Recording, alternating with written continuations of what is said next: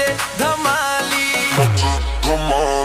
Light चमके रंगीली, floor पूरा फक फक, हाथ हवा में सब बोले एक सक सक। पुराना साल आउट आउट, न्यू वाला इन इन, आज ना टेंशन आज बस विन। जूता भी थिरके दिल हिल ले, लड़का लड़की सब मूड में मिले, एक स्टेप आगे दो पीछे, आज सब बराबर कोई ना नीचे। नाचो रे नाचो बोतला जी खाली, नया साल आ गइल मचे धमाली।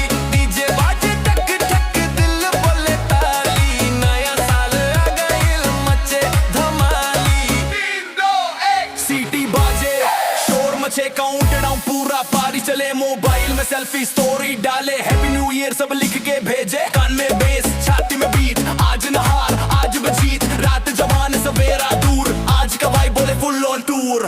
हाथ ऊपर कमर हिलाओ, नया साल धमाल मचाओ। जो मिला वो साथ, जो न मिला छोड़, नया साल बोले आगे की रोड। आज की रात याद बने, कल से फिर अपने सपने सजे।